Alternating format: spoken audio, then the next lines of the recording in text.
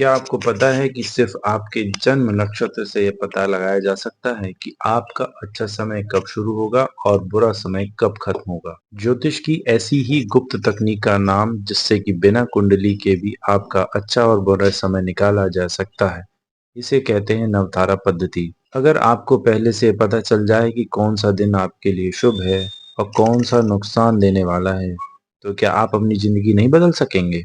नमस्कार दोस्तों, आपका स्वागत है मेरे YouTube चैनल स्वाति एस्ट्रो में। और आज हम बात करने वाले हैं ज्योतिष की एक बेहद खास और पावरफुल टेक्निक के बारे में जिसे कहते हैं नवतारा पद्धति। ये एक ऐसी विधि है जिसकी मदद से आप किसी भी व्यक्ति का अच्छा या बुरा समय पहले से ही जान सकते हैं। नवतारा पद्धति ज्योतिष में नक्षत्रों पर आधारित एक प्रणाली है। इसमें कुल 27 नक्षत्र होते हैं जो 9 नक्षत्रों के एक समूह में बटे होते हैं जिन्हें तारा कहा जाता है।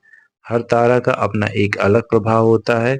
कुछ तारे शुभ और कुछ अशुभ होते हैं। इसके लिए सिर्फ आपको उन 27 नक्षत्रों की एक सूची चाहिए होगी जो कि आपको किसी भी कैलेंडर में मिल सकती है और आप चाहें तो गूगल से भी डाउनलोड कर सकते हैं। इसके बाद आपको अपने डेट टाइम से ये देखना होगा कि आप किस नक्षत्र में पैदा हुए हैं। तो जी हाँ, जिस दिन आप पैदा हुए हैं उस दिन चंद्रमा जिस नक्षत्र में होगा वही आपका जन्म नक्षत्र कहलाता है। नक्षत्र गणना की नवतारा पद्धति के लिए जन्म के समय के चंद्रमा का जो नक्षत्र होता है उसका बहुत महत्वपूर्ण योगदान होता है। कुल 27 नक्षत्रों में इसी तरह से सीक्वेंस होता है जिसमें सबसे पहले अश्विनी, भरणी, कृत्तिका, रोहिणी, मृगशिरा, आर्द्रा, पुनर्वसु, पुष्य, अश्लेषा, मघा, पूर्वा फाल्गुन, उत्तरा फाल्गुन, हस्त, चित्रा, स्वाति, विशाखा, अनुराधा, ज्येष्ठा, मूल, पूर्वाषाढ़ा, उत्तराषाढ़ा, श्रवण, धनिष्ठा, शतभिषा, पूर्वा भाद्रपद,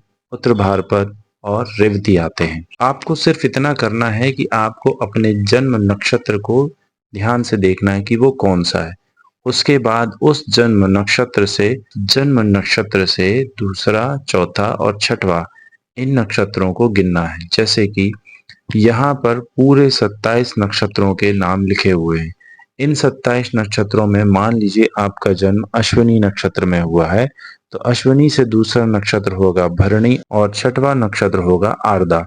तो आपको बस यही देखना है कि अश्विनी से दूसरा हो गया भरणी, उसके बाद चौथा रोहिणी और छठवा होगा आर्द्रा। आपके लिए सबसे महत्वपूर्ण यही नक्षत्र होते हैं, दूसरा, चौथा और छठवा। इसके बाद अब ये तो पहले सीक्वेंस में होगा कि अश्विनी से आपने दूसरा गिन लिया भरणी, चौथा गिन लिया रोहिणी और छठवा गिन लिया आर्द्रा। उसके बाद फिर यहाँ सीक्वेंस शुरू होता है तो फिर आएगा पूर्वा फाल्गुन, उसके बाद हस्त और उसके बाद स्वाति, उसके बाद आए पूर्वाषाढ़ा, श्रवण और शतभिषा। ये आपके दूसरे, चौथे और छठवें नक्षत्र सीक्वेंस में आएंगे।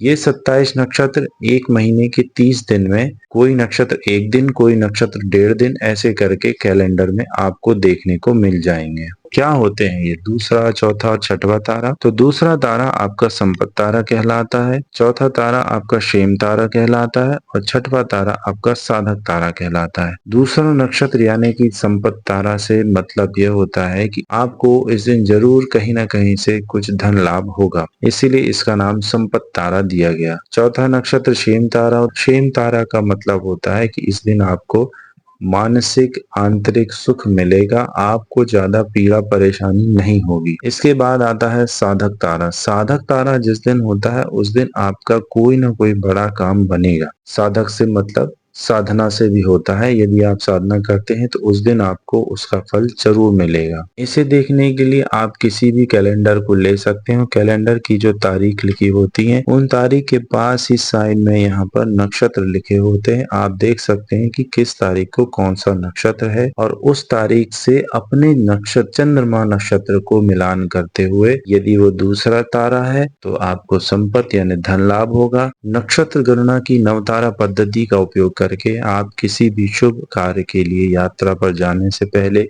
या कुछ भी खरीदने से पहले इसका उपयोग कर सकते हैं। तो अब आप जान चुके हैं कि आप तारा पद्धति से कैसे तारा मिलान कर सकते हैं।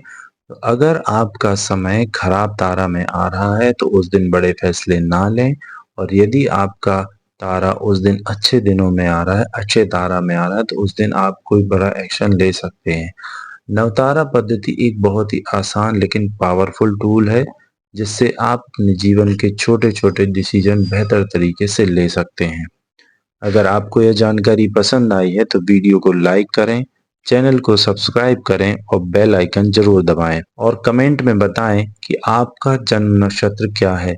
मैं आपको बताऊंगा कि आपका अगला लकी दिन क्या है।